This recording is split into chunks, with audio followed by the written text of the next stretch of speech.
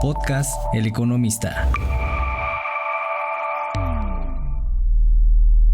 ¿Qué tal? Soy Fausto Pretelín Muñoz de Cote, editor de la sección Geopolítica en el periódico El Economista. @El Economista. Al valor de la palabra. El objetivo de este podcast es acercar el mundo al micrófono, en donde no vamos a hablar por hablar. No vamos a tener un exceso de palabras, un análisis de lo que ocurre en el mundo. Globaliqué, con Fausto Pretelín. ¿Qué tal? ¿Cómo están? Soy Fausto Pretelín en este podcast sobre globalización. Globaliqué es de alguna forma pues esta introducción al análisis mundial y análisis y opiniones importantes de expertos que vamos a tener a lo largo de este podcast como invitados. El primer tema que habría que interesarnos. Imaginémonos por un momento que tenemos a periodistas reconocidos como Ciro Gómez Leiva o Carmen Aristegui o Joaquín López Dóriga. Y imagínese cualquiera que usted esté en este momento pensando. Y que este grupo de periodistas importantes desfilaran a lo largo de seis semanas en juzgados. En juzgados porque son señalados como mentirosos. Son señalados por una empresa como mentirosos. Imagínense lo que pasaría con ellos. Los nombres de las marcas de estos grandes periodistas pues entrarían en un momento de desgaste muy fuerte. Bueno, vamos a trasladarlos de esa ficción, de esa imaginación a la realidad.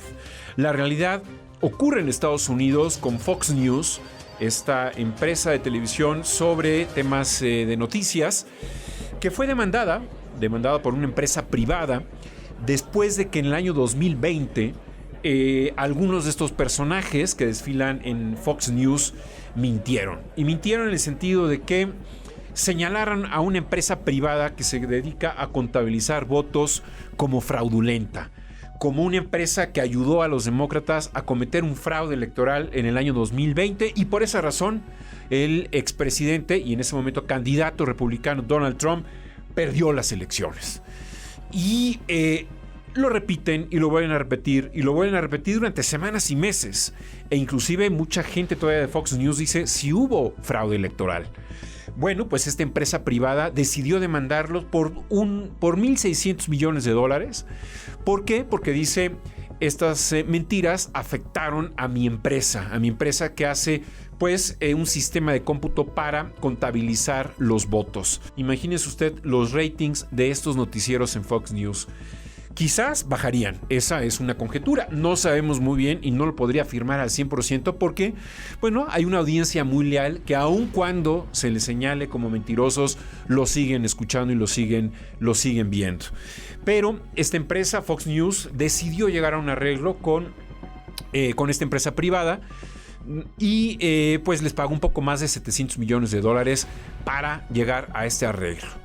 Esto de alguna manera pues beneficia mucho obviamente a los periodistas de Fox News y beneficia sobre todo al candidato expresidente de Estados Unidos, Donald Trump, que de alguna manera tiene en Fox News pues a la empresa que le va o es una caja de resonancia importante que le hace mucha publicidad a lo largo de los próximos meses o le va a hacer mucha publicidad. Aquí la conclusión es: ¿para qué están las empresas de medios de comunicación, particularmente en este caso Fox News? Bueno, pues más que una empresa de televisión, es una agencia de publicidad. Es una agencia de publicidad que vende, ¿no?, sus espacios a pues los dogmas ideológicos de algunos partidos, de algunos candidatos políticos, de algunas organizaciones, y lanza su señal pensando o diciendo que estos son noticias. Lo más importante ahora sería decir: este mensaje pues es totalmente sesgado y producido por una empresa de comunicación que es más que todo una agencia de publicidad. Este es el gran debate, este es el gran problema que tienen ahora, no ahora, sino ya desde muchos años atrás los medios de comunicación, cuando las agendas de los dueños pesan demasiado, tienen muchos intereses y por lo pronto pues cometen este tipo de arbitrariedades. Bien, en este segundo bloque hay un tema interesante, ¿no? Que no es coyuntural, ya tiene muchos meses o inclusive años desde que llegó el presidente López Obrador a Palacio Nacional. Si se acuerdan, pues señaló a España como uno de sus enemigos. Inclusive, supuestamente, o más que supuestamente, estaríamos en una pausa en la relación diplomática entre México y España.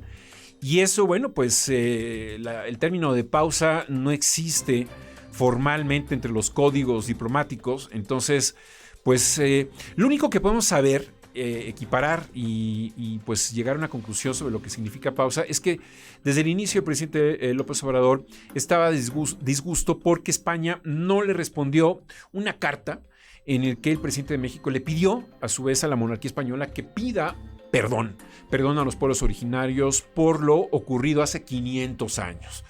Bueno, a lo largo de la historia parece ser que sí ha habido alguna intención de pedir perdón. Sin embargo, se fue ampliando y ensanchando este campo de disputa entre México y España, no solamente con el tema de la conquista. Hay otros temas que ha habido, uno de ellos es Iberdrola, esta compañía energética que en las últimas semanas pues, ha vendido al Estado mexicano algunas de sus plantas, 13 plantas eléctricas. Dijo Iberdrola, bueno, ya no aguantamos más esta presión del gobierno y mejor vendemos. Bueno, es curioso y es paradójico porque por debajo de la mesa ha habido acercamientos del gobierno de López Obrador o de algunos de sus miembros o alguna gente de Morena con el partido Podemos. Podemos es un partido de una izquierda un poco más radical que el Partido Socialista Obrero Español allí en España. Hay que recordar que Podemos cogobierna, es el primer gobierno de coalición en época moderna, en la época de la democracia en España, que está gobernando con el PSOE. Durante muchos años estuvo al frente Pablo Iglesias y también Juan Carlos Monedero. Además de Pablo Iglesias, Juan Carlos Monedero también fundó este partido Podemos. Lo que hace este personaje ahora es acercarse, y digo, más que Pablo, es el partido Podemos se está acercando con varios miembros del partido de Morena y con varios políticos.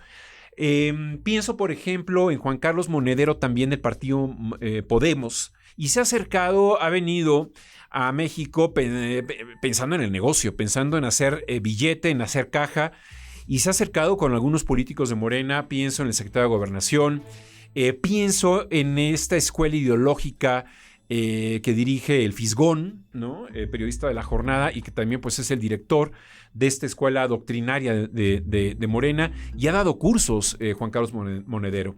Es decir, en México no necesariamente está en pausa.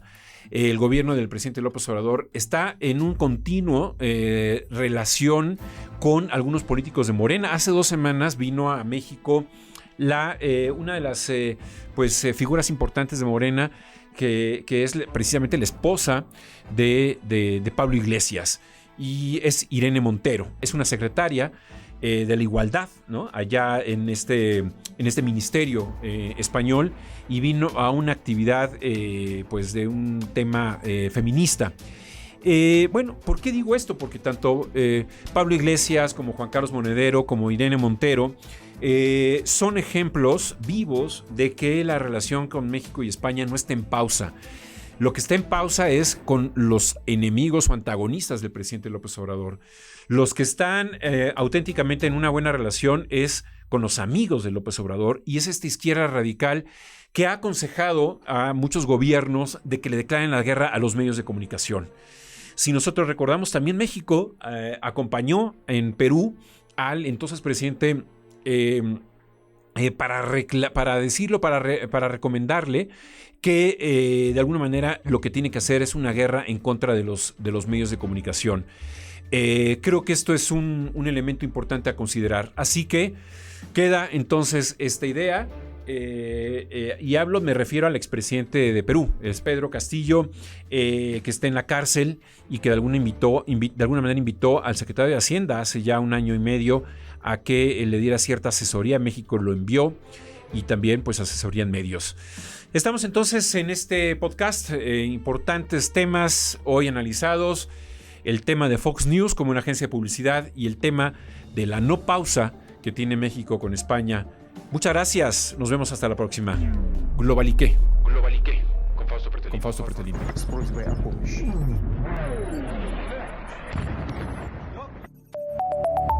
Podcast El Economista.